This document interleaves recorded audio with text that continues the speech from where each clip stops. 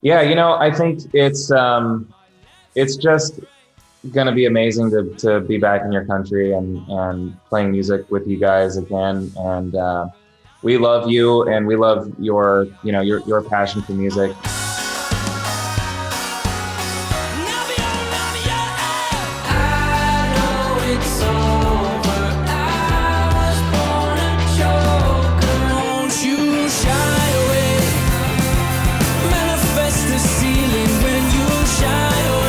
Josh, I'm so happy to announce that you will be coming back to the Pinkpop Festival in the Netherlands to play a headline show in 2022. Weird to think about playing a festival after this much time of no shows. I was just wondering, like, how are you going to get back into the rhythm of tour life after being home for so long? Well, I've thought about this for a while. I knew that the day would come, and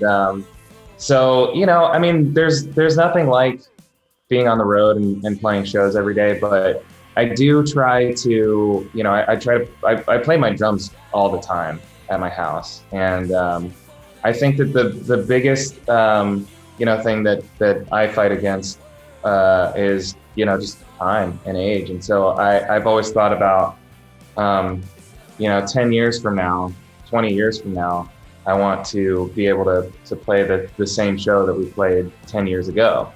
So I definitely try to, that's why I got into running and boxing, and I continue to play drums, because I want to be able to keep up with it. And obviously with age, Tyler and I would both perform with less energy than we once did. I'm gonna continue to try. Because I was like imagining you practicing, doing backflips in your garden to prepare, because you're so active when you're with 21 Pilots on the stage, right? I have been. I've sort of learned the backflip standing from the ground, so I will do it in the back garden sometime. Is it time to move our feet to an introspective beat? The speakers that won't help is ours to make it. And of course, there's so much more to celebrate, because Scaled and Icy just came out last month. Congratulations on that. Which track of the new album are you most excited to play live, finally, when it's gonna happen? Thanks, by the way. I probably Shy Away. It's a fun one to play on the drums. And I can also hear the crowd yelling together with the hook, Shy Away, everyone on the festival, right? Yeah, I think it's an easy one to get into. I sometimes imagine being on the other side of the stage, and what songs would I want to hear, and what songs would be sort of easy to sing along to. And it feels like that one would be really fun to be there for live. And I love you, it isn't words. Song heroes never heard. When we're talking about the album, it's been, kind of a depressing time, but then you guys come out with a record, an album that's more optimistic and cheerful than what we've heard from you before. How did that happen? I think that a lot of it really is kind of what you said, where it's just, it's been a dark year and a half. And when, we started writing it, really kind of beginning of pandemic. And I think that it was just kind of, it felt important to try and counteract the darkness, the sort of universal darkness that the world was feeling, with something a little bit brighter. Mm-hmm. And I'm really excited about it. I think that it's, I think it still really contains, so many elements of us. It was really just the two of us working on this album. But there's some songs that are just a bit brighter than songs in the past. I think it was important. Might get loud on Friday, but on Saturday,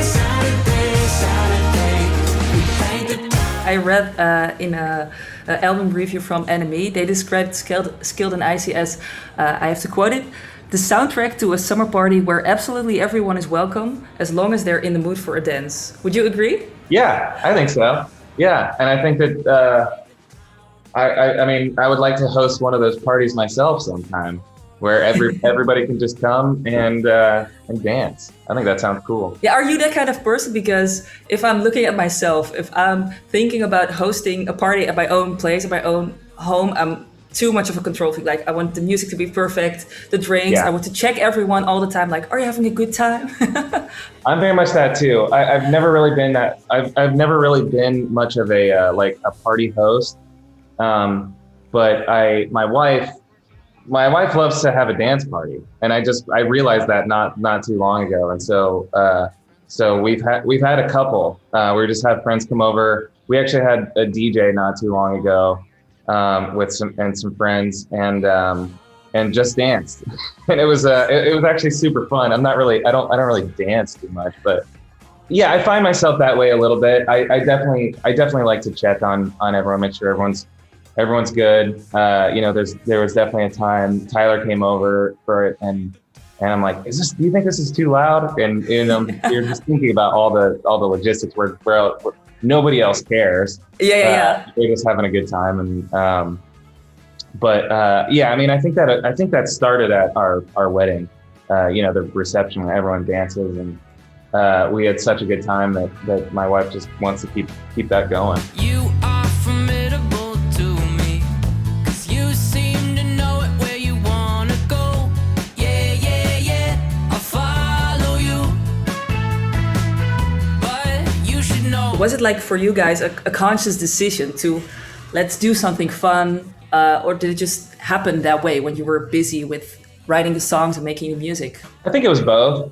I think kind of as we went on, we were kind of just like, it's leaning brighter and happier. And how do we feel about that? And it was, conversations that we would have, and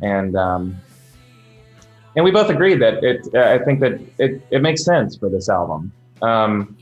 Not that every album in the future is going to be bright and happy sounding, but I think that it made sense given the state of the world, and I don't know. I think it just also, coming out of Trench, I would say overall Trench is more on the darker sounding side of albums, and. Yeah. I think that we've both, as musicians, really been interested in kind of just trying new things, and really, what's great is that no two albums have to sound the same. No two songs really have to sound the same, and so I think that if you start listening with our album Vessel, and then you listen to Blurryface, they're pretty different. And then Blurryface to Trench is pretty different. So I think, people, I don't know what people expected. But I think that we've always kind of changed it up a little bit, and really trying to keep that like core sound that we have, because I understand we've both seen bands or artists come out with a new album that's just completely different from anything they've ever done. And that can be frustrating as a fan. As a listener, I know that Tyler and I have both felt that way about bands, and kind of a little bummed out. So really trying to keep the core of who we are. Well, I think we're always going to try and branch out a little bit to an extent.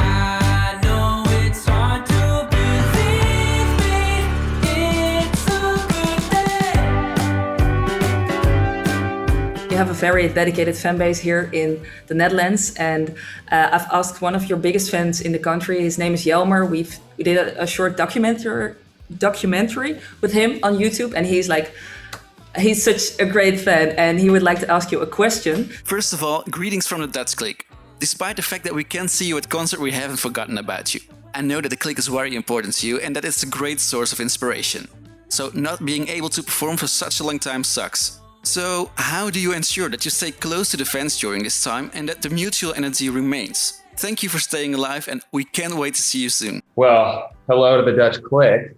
Can't wait to see you guys again. Yeah, it's really tough, and I think that I mean, I and this is something that I've said. I think through technology, you know, Tyler and I were living in separate states when we recorded this album, and so we were able to connect, you know, on Zoom. We did FaceTime calls and we were on the phone all the time. But the way that we've always connected with, you know, with fans has been through shows, you know, historically. And when you don't have those, it does take away that sort of kind of more intimate connection where you're sort of face to face every night. So it definitely you know, creates the challenge. I think that the great thing, and though, you know, Tyler and I don't post on social media all that much, we go and it's just really cool and encouraging to you know, to get on every once in a while and see people listening to the music and, you know, still enjoying it and connecting and then, you know, doing art. We see these people doing paintings or drawing with pencils or whatever, and it just really is. It means a lot to, I think, to both Tyler and I to be able to, you know, see that stuff and have you know, a place where people can sort of be a community and talk about music, life, and art, and so it's really cool. I want to find a way to, you know, to connect more, but hopefully there will be that, you know, that kind of connection when the shows return.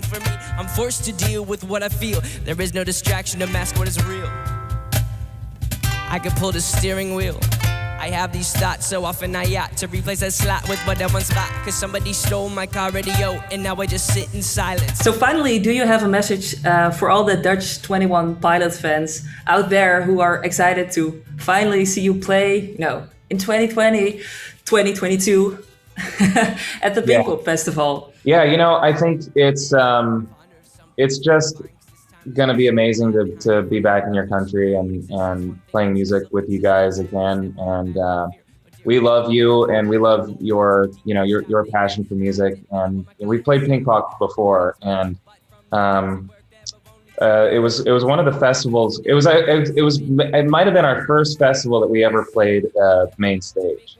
You know, because leading up to that, it was all kind of side stages, and we were super nervous to play the main stage. I think it was at like noon or 1 p.m. or something, but it was still a big moment for us. And I remember that there were people there and singing the song. Definitely, it was really special, and I'll never forget that. So to come back and play again is going to be a really fun and special thing.